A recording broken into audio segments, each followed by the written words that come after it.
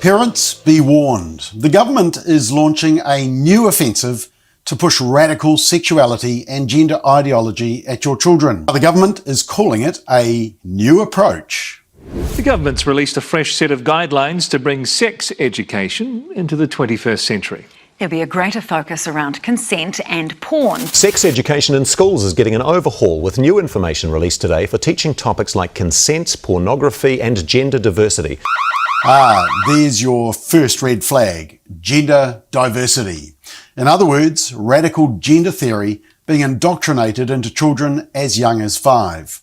Kids can be told they can choose their sex and that mummy and daddy may treat them as a boy because they were born a boy, but they're wrong. In the new curriculum for primary age children, requirements include students should be addressed by their preferred names and pronouns.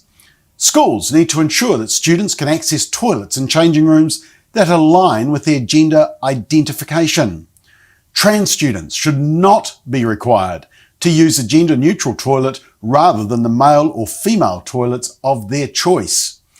Teachers should challenge sex norms. For example, the assumption that sex characteristics at birth are always male or female.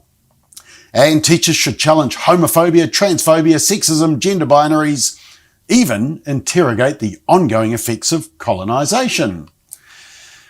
They want 7 and 8-year-old children to be able to identify gender stereotypes, understand the difference between gender and sex, and know that there are diverse gender and sexual identities in society. They also teach that there are more than 2 genders, labelling the assumption that there are only 2 genders, girl-boy or man-woman, incorrect. But it's not only in health classes. They want this ideology, this indoctrination, in all parts of the primary school classroom, all subjects. In science, your child will consider how biological sex has been constructed and measured over time, and consider variations in puberty, including the role of hormone blockers. Do you really want your primary age child being indoctrinated on how biological sex has been constructed and the role of hormone blockers? Were you thinking about these issues when you were at primary school?